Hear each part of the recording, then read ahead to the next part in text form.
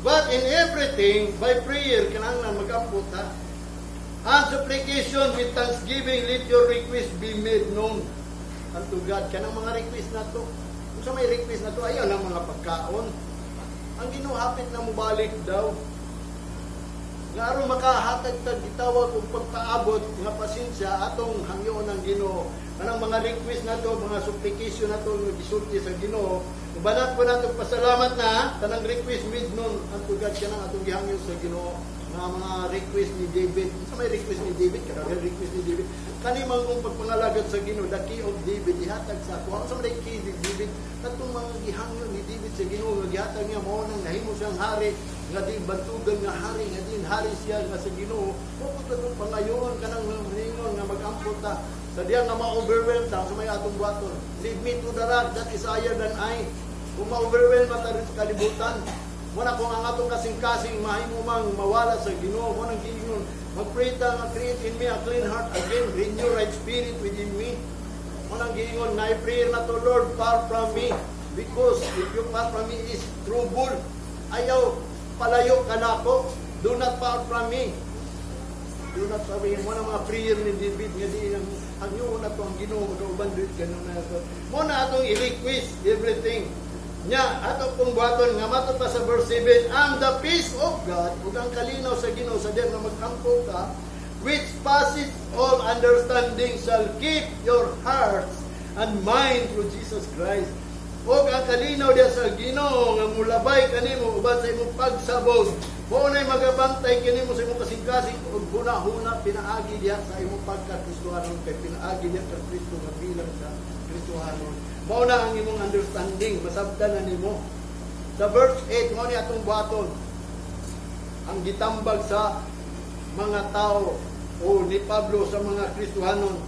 Finally, brethren, whatsoever things are true, whatsoever things are honest, whatsoever things are just, whatsoever things are pure, whatsoever things are lovely, whatsoever things are of good report, therefore, any virtue, and if there be a praise, think on this thing. Tanawa. Una-unahan ning butanga kung doon na may mga pagdaig sa Ginoo. Magdaig ba ta sa Ginoo ron? Saan na itong pagdaig sa Ginoo? With glory, praise, and honor. Tanawa. Nga ma-honor gyud ang Ginoo gyud, malipay gyud kung kita mag-praise sa Ginoo. Kuna na ni mga kinaiyahan ni ang final gyud ingon pa niya yang giingon unsang mga butanga imong pagabuhaton kinahanglan kana tinuod. Tinuod agyud. Nganong ato man tinuod sa man ato pag tinuod sa Ginoo mo nang giingon ni Jesus sa mga Pariseo mga eskriba. These people draw near to me with their lips and mouth, but their heart is far from me. They worship me in vain. Nag-worship sila sa ako nga kawang lamang. Kaya nga naman, dila naman mga bakba, nga kasing-kasing wala man. Wala gusto sa Ginoo, sa tinuod, nga diin, espiritu and in truth. Kanang pagbati sa imong kasing-kasing nga tinuod, kung sa may tinuod, kung sa may gisugo sa Ginoo nga kung magsimba ta, aron mahimo na itong kinasing-kasing, nga matod pa niya kanang righteousness atong buhaton. Mo na ang truth, righteousness. Mo na ang gitawag just. Mo nang mga maayo ba, good. Mo na ang butang nga diin pure.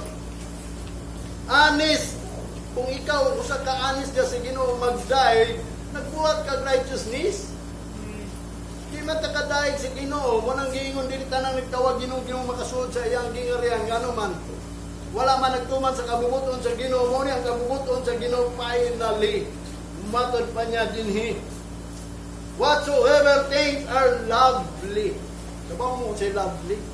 Kanang mahigugmaon ba? Kung sa butang imong buhaton diri sa Ginoo lovely, kanang nahigugma ka sa Ginoo mo nang giingon nga maglimpyo ka diri kay nahigugma ka sa Ginoo bisag ni pangit. Ayon na mo hunaw naa niya ato ang lugar nga di nagadaot niya importante nga diin kita. Mapainal niya sa Ginoo, maurag na akong tuyo. Wala ko nagunaw na sa unin. Nagkampo mapulo, dayuhon na mo ni simbahan. Murag na kayo ko, kung ikaw mo hatag na ko, musupply, musuport, tagaan minimum 1 million, paayo ni. So, di, kung kabubuto lang ni mo, dili na maginahina na may kaayo. Ang importante nga diin kita, mangita na sa Ginoo ang mahingkit na. Kaya si Jesus Christ, sa tinuod lang, naipunong gingon dito sa 1 Peter, nga ni siya, dili araw paghingpit na to. To establish, to perfect, to strengthen, and to settle all, everything. Isettle niya. Muna, lovely dapat. Whatsoever think is good report. Kanang mga butang atong gibuhat diri, kinang ng good report lang sa mga tao. Mayo pa rin mga tawhanan niyo. Muna nga ikaw nagsimba, muna nga sa balay gani, muna kung di ko gusto dito sa balay, nga po mga kaubanan, magsinupak kayo paminsan. Buwan ko lang ko, muna tama dito yung gingon, hindi na makaluwas. Di sa pag naay pastor diya sa balay, hindi na makaluwas sa kanyang book, panimalay. Di sa pag na si Daniel, si Noah, o si Job, dili na kaluwas sa ila. Tanawa ang anak ni Noah. Nangaluwas pa dito. Tanawa ang anak ni Job. Nangaluwas pa dito. Tanawa itong mga tao dito sa Israel. Nga diin si Daniel. Nangaluwas pa dito si Daniel, ray iluwas. Tanan mga audio ng yugbo, pang nibukod ni Sir. Pupunata ng mga Kristuano, ni yugbo sa subo. Nga diin, kapag doon na lang kami simba. Pinayon na natin pero ayaw mo kadlo. Pinawang na Ginoo. Diha ko na kay Lord, kinsa man day gamanan, ikaw ng tao. Total gamay naman ka. Pero ang Ginoo gid na nato muna ang tanan. Good report. Kung doon na may kinaiya sa pagdaig, inumdumi ni mga butana. Kung say una yang gingon ang final, true, honest, just, pure, lovely, and good report. Butang na sa inyong naunang kasikasing yun. Mabito na kaya ko mga wali, inumdumi din ninyo kanunay ni, kaya muna itong kaluwasan. Mabito na nadilit na tugutan sa Ginoo, absent na kaya nga naman gusto sa Ginoo, mag-grow kita, mag-grow. Eh once ka ni maka-absent ka, demerit man na. Sabi ni mo diya sa Ginoo, once maka-absent ka, katutanan ni mong gibuhat, ipangayo, bihatag sa Ginoo, kalimtan to sa Ginoo, another na po ka. Another na po di mong pagbati sa Ginoo. Kaya nga naman, naundangan man nimo. Kanang gitawag og honest. Kanang sa adlaw sa Ginoo honest kita. Muna yung gingon dito. And John chapter 16 verse 33 ng pa ni Jesus Christ ha. These things I have spoken unto you, that in ye, matod pa, in me ye might have peace. And in the world ye shall have tribulation, but be of good cheer. I have overcome the world. Ako na ning dualin. Din sa kalibutan, doon na kita tribulation. Kung ikaw di musulod diya sa Ginoo, kanang tribulation, maimuha na, matod pa niya, kinibutang iya ning gisulti. Nga diya kaniya might have peace. Makabaton dito kalinaw, dito mahadlok ka na, pero di sa kalibutan, doon na tayo great tribulation. Moment na nga, good cheers lang daw sa matungbaton. Hip-hooray lang kita. Kaya nga naman, na-overcome na ng kalibutan. I-overcome na niya sa Ginoo ang kalibutan. Di daog na taba, hindi na ni kapili ang kalibutan. Kung mga lagat na sa Ginoo, wala na time na di mapili pa sa. Matod pa sa 1 John chapter 4 verse 4, Ye are of God, little children, and I have overcome them, because greater is He that is in you, that is in the world. Dako siya nga nasa tuwa kay Diyos kalibutan, di ba? Kaling pandemic, dili gini makaabot na to. Kaya dili man para atuwa. Para man sa mga tao, punishment na niya. Or sa mga Kristuano, nulo mga Kristuano, dili nga mataptan pandemic, kay nga naman. Dili man na para sa ila, warning man na para sa ila. Nagpaw pa nato, warning ni nato. Munang although nga dili na moabot, kadugod pa muna yung Kristuano. Although naa dito sa kain nasod nga din pastor nga nagwali sila, daghan sila nga ang pastor mismo namatay sa pandemic. Pero sa tinulog ng ikaw Kristuan, kita abi nimo kining nasod sa Pilipinas, gitawag yun ni Christian mission. Wala nga din di man ni maabot na to, pero ang delikado lang ining ang Great Revolution. Mana na-overcome na niya ingon pa ni sa Ginoo mo nang little children, gamay na ko mga katawhan. Gamay dili children nga gamay mga katawan.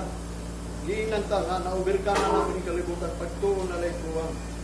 Mana sa 1 John chapter 5 verse 4 to 10. Ingon pa niya dinhi. This is that come by the water and blood. Ako lang ni isa maray sa verse 6, matod pa niya, maayo gina ato ning basaw ning iyang giingon dinhi kay aron masabtan nato kay mo ni ang pain lang natong gi tuhuan na din mo ni atong basihanan. Ingon pa niya din sa 1 John chapter 5.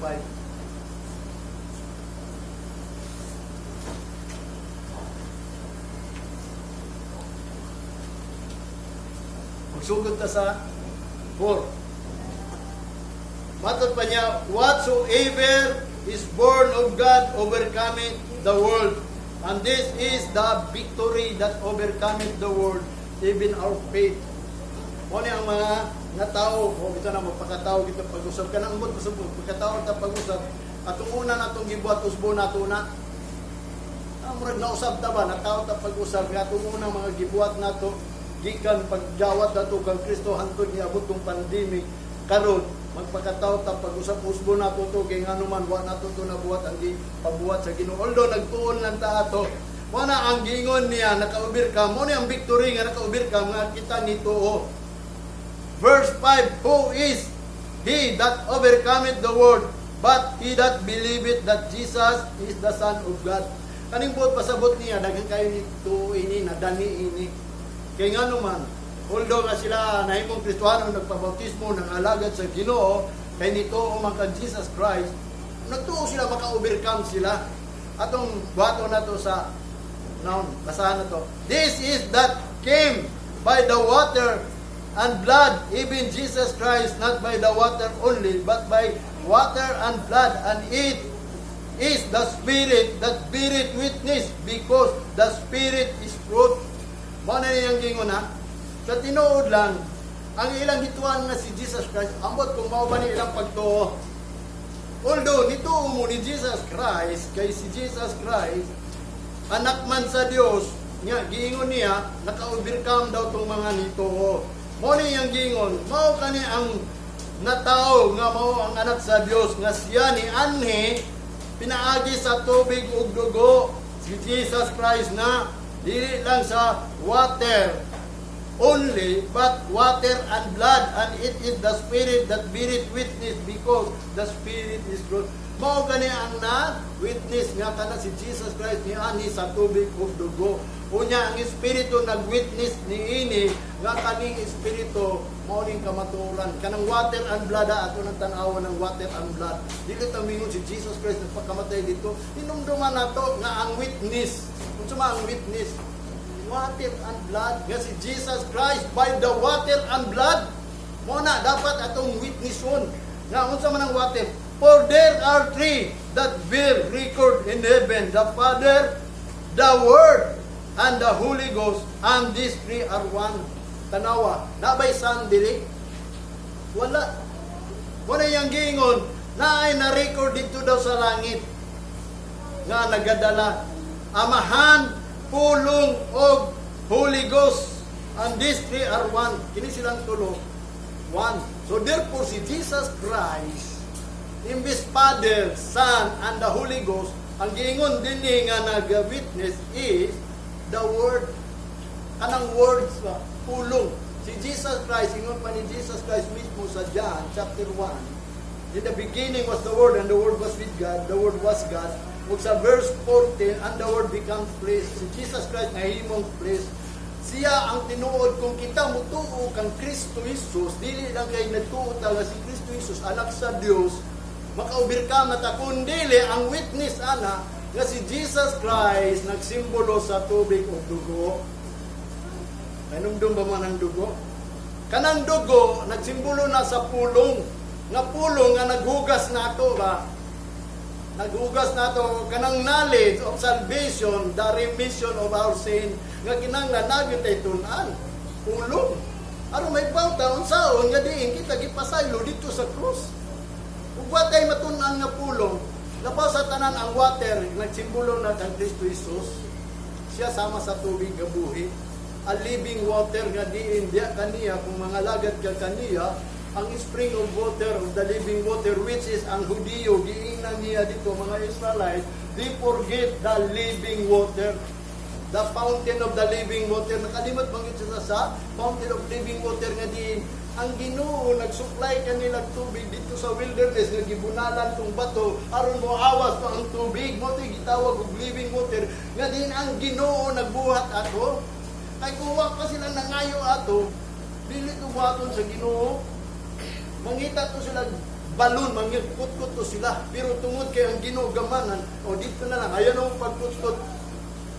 Ang atong buhi nga tubig, ang Ginoo, nga naman, ihampak na na ni Moses ang bato, ang baston niya dito sa bato, igawas. Moto'y giingon din niya ako nabasahan, nga ang Israelite, ang mga Hudiyo, nakalimot sa spring of living water. Do not sila idwa daw kasalat kung unang panahon na forget nila ang living water, the fountain of living water, kung naa sila cistern broken. Anong panudlanan ba, reservoir ba, nga diin. Bisan pag magtuod sila sa pulong sa Ginoo, labay lang, musulod ang gawas lang, kay muslot man. Mabitaw ta kita ang Ginoo, kita ang clay, gihimutan niya og pa kanang gitawag og vessel nga diin masudlan ta og pulong sa Ginoo. Wala daghang kayo no lisod kay ni may speaker kitaas kay ni. Pero mo nang Lord sa man ako ni pagpasabot sa ila nga din. Ako sa tinuod lang nasabtan ako ni nga kita himuntang vessel o punor. Nga din ang pulong sa Ginoo dili mo gawas nato, musulod lang gyud nato kay kanang pulong sa Ginoo mo na ang witness nato nga na-record dito sa langit. Nga ang atong tuhan kang Jesus Christ mahitungod sa mga pulong nga iyang gisulti. Anang atong sundon jud. Mo na iyang gingon dinhi.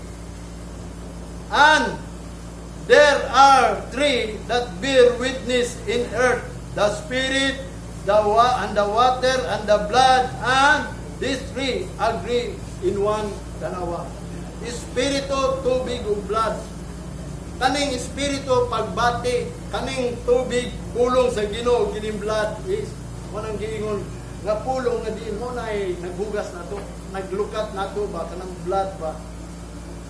O bitaw na nga, kanang communion gikuha nato kay we are already kanang nag-inom na tagpo pa sa dugo sa Ginoo kay nagsimba man ta spiritually dili man na literal nga mga kasimbahan nagbuhat yun og literal nga din mauni o bitaw na hinungdan daghay mga namatay nga matod pa niya kay dili takot kay ang ila man pagbuhat anang gitawag is literally abi no spiritual was gani ani ka dinhi nganong ani ka dinhi na-remember ni mo si Kristo nagula og dugo.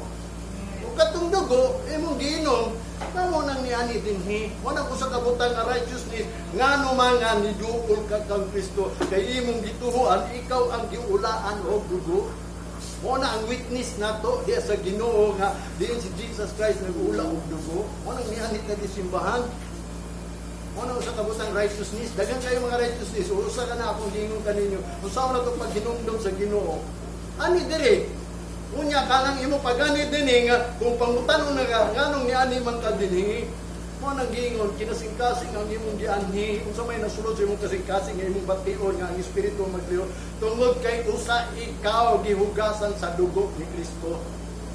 Dili lang kay pag-ingon ni ani lang ka sa simbahan wa ka kabalo. Pag-ingon man si pastor gipasaylo daw tayo niya dito sa krus nakalimtan ang dugo nga kanang dugo mo na ang nagluwas nimo. Mo na yung gingon din if we receive the witness of men, kung madawat ato ning witness sa tao, the witness of God is greater. Kung ato nang na dawat ang witness kanang pagsaksi sa mga tao nga di nagwali sila, labaw pa ni ang witness sa Ginoo nga greater. For this is the witness of God which He hath testified of His Son. Kaya mao kani ang witness sa Ginoo nga labaw pa sa witness sa tao kanang witness sa Ginoo mao nang nagtestify sa anak. He that believeth on the Son of God hath the witness in himself. He that believeth not God hath made him record that God gave His Son. And this is the record that God hath given us eternal life, and this life in His Son. He that hath the Son hath life, and he hath not the Son of God hath not life. Tanawa. Kinsa to'y naay anak. Siya naay kinabuhi. Wala gani siya anak sa Dios, wala na siya kinabuhi. Kabang mo kinsa ning anak? May tungod ni sa water. Kay si Jesus Christ nganong mainumdom ta nga si Jesus Christ may tungod sa water.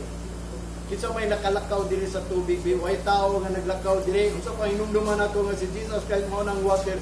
Nya kanang water niingon si Jesus, I am the living water. Kadaghan may hinumduman nato kay mga water mao nay witness. May tungod si Jesus Christ naglakaw sa water. May tungod katong mga tao atong unang panahon. Nga diin sila nangayo og tubig, tagaan sila og living water. Mo ni kinimpulong sa Ginoo, mo ni ang living water, mo na yung mga awit nga Ginoo, there is a river that flows from above within my heart. Ang buot pasabot ka nang nagagikan sa langit nga naga tugod diya sa imong kasing-kasing nga ang mga pulong ni Jesus Christ, nga mao si Jesus Christ. Naani mo ba? Mo na ningon sa Apostol Pablo, papuyan na siya sa sulod sa imong kasing-kasing nga madagayaon gayon nga diin halos na ang tanan mga pulong nga naani mo na yung gibuhat din kay kanang mga pulong mo na ang nag-guide nato about sa righteousness. Di na pwede magsimba ta. Nga di kay mo na ang righteousness mo na to sinina. Mo na iyang giingon din mo na maka-overcome ta. Mo na sa verse 14 kanang pulong sa Ginoo nahimo ng unod. Mo na sa Revelation ingon pa niya sa chapter 19 verse 13 nakita ni John the Blood, and he was clothed with a vesture deep in blood, and his name is called the Word of God. Na kinsa man katong gisininaan o panapton nga na puno sa dugo si Kristo. Unya kato si Kristo mo to ang pulong. So therefore ni anita dinhi dili kay Kristohanon ta, dili kay nituo ta kay Kristo tungod sa mga pulong nga gisugo sa amahan kang Kristo, kay si Kristo mo na ang pulong. Atong hinumduman nga dili si Kristo anak sa Dios nga diin atong simbahon, kay si Kristo niani aron pagtuman sa mga sugo sa amahan kung unsay atong buhaton, kay ang iyang amahan nagapangitan nito mga nagasimba sa espiritu kamatuoran. Mao na si Kristo nagsulti sa kamatuoran, mao na niingon siya ako ang kamatuoran ug ang dalan ug ang kinabuhi. Nga din mo na atong buhaton sa man gisugo ni Kristo, kinahanglan pangitao na to ang giharian sa langit. Mo bitan na ninitag na ako mag-ingon kaninyo, panikamutan nato na ang righteousness. Kanang righteousness sa pagsimba sa Ginoo, dili lang kay niya ta pagsimba, kundi kanang pagsimba nga righteousness may bawang nato na kako ni sulti ninyo. Lucas chapter 11 verse 28. But he said, ye rather blessed are ye that hear the word of God and keep it. Umatod pa niya, nagingon siya, labaw pa mong bulahan kung kamo nagapaminaw sa pulong sa Ginoo ug inyong ginabantayan. Mabulahan jud daw. Lucas chapter 8 verse 21, and he answered and said unto them, my mother and my brother, O brethren, are these which are here the word of God. Even though he is a king, he is our brother, diba? Kay mo man iyang giingon. Ingon pa ni Jesus Christ, nag-ingon siya, kamo akong ama, mga inahan o mga kaigsunan, kung kamo nagapaminaw sa pulong sa Ginoo. James chapter, kanang giingon niya sa James, sa chapter 1, verse 22,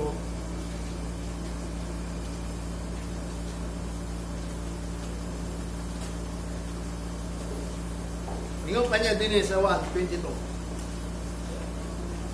Be ye doers of the word, and not a hearer only, deceiving your own selves.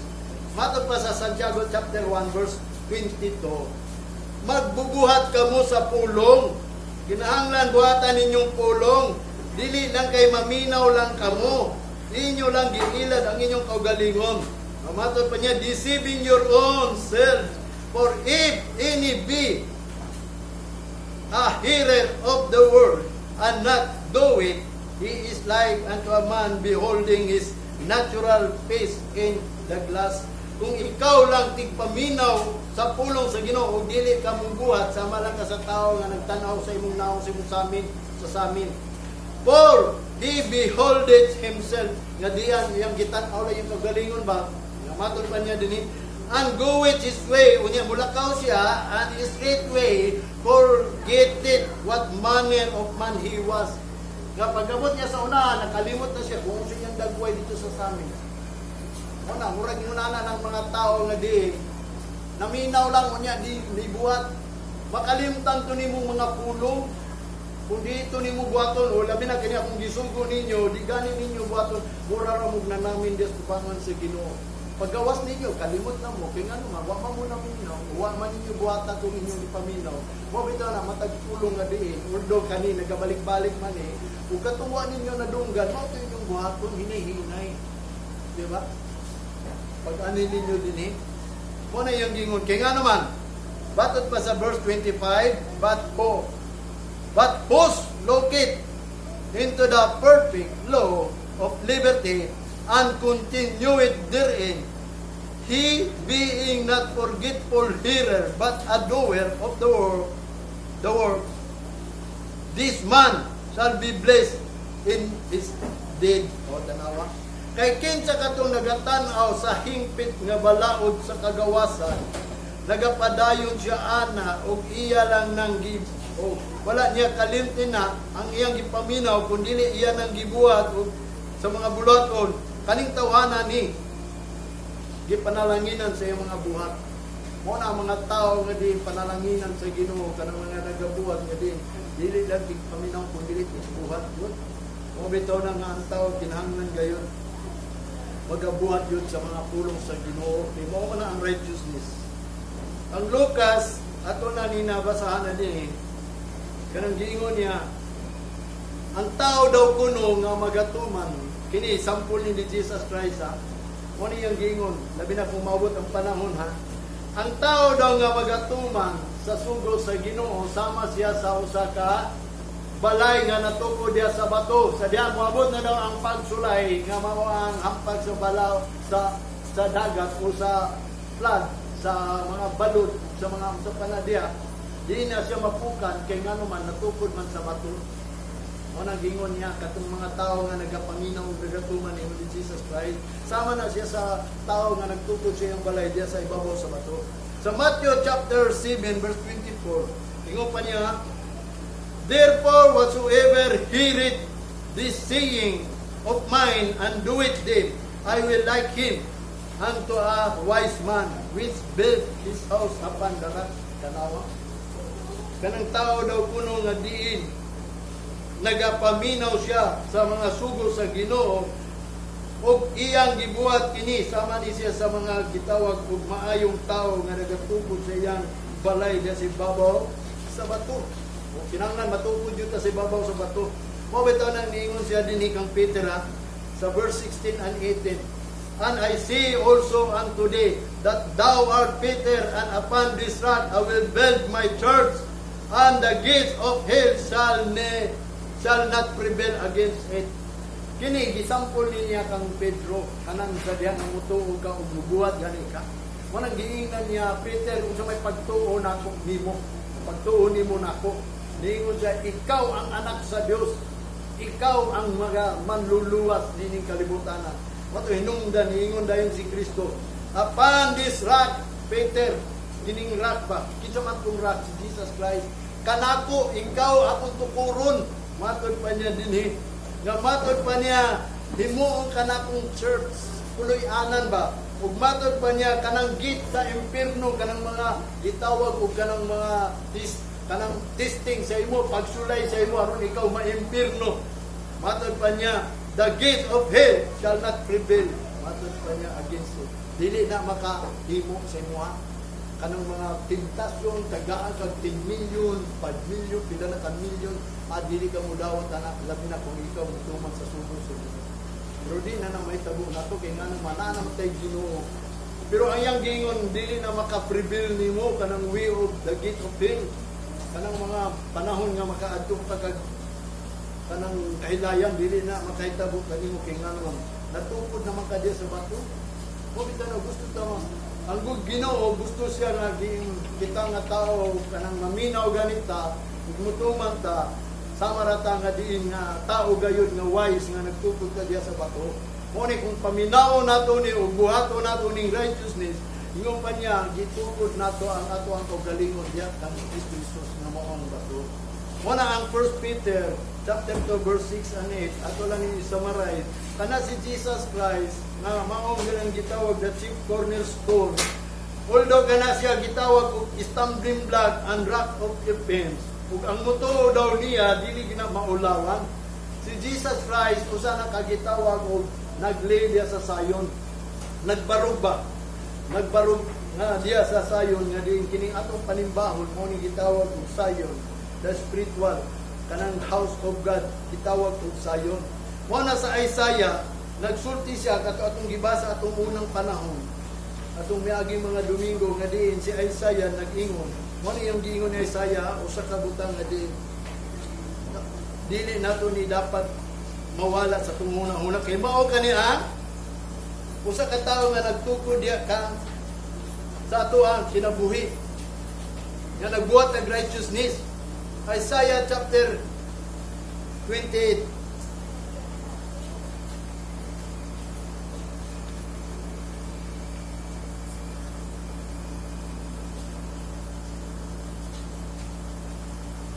verse 16 to 18.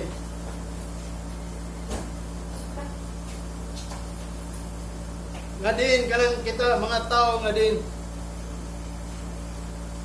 ingaw pa niya din eh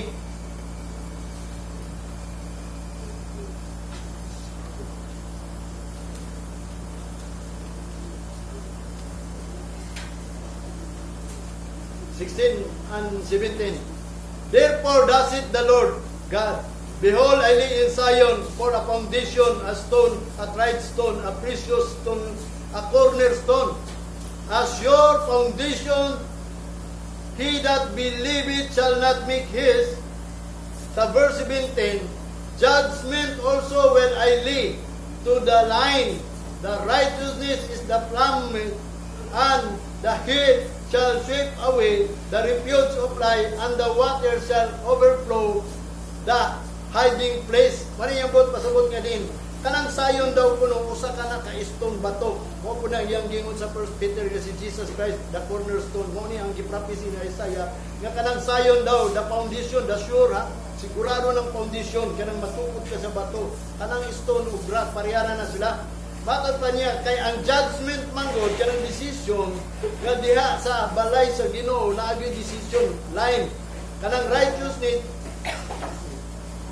the plummet mao kana ang ginatan-aw gi sugo sa Ginoo nga mao gina ato ang ipa-straight sa atong kagalingon aron ang matod pa niya the hill shall sweep away the refuge of life aron kanang mawala kanang mga panaad nga nagatibuog diya sa sulod sa simbahan sa Ginoo kanang refuge of life nga kanang wingon ang mga magwawali nga diya sa simbahan nga nagsulti sila nga ang Ginoo katabang bisag dili day katabang dili day mutabang mabito na hinungdan ang mga tao nga namatay mabito na hinungdan nga bisag Kristohanon bisag nangalagad sa Ginoo nangawala mo na iyang gingon kanang righteousness mo na ang ato ang plummet mo na ang ingon sa Ginoo pag magbuhat ka anang righteousness kanang mga pagsulti nila nga diin kanang refuge of life nga diin nga mo na naghari diya sa sulod sa simbahan mga wala na kung naang righteousness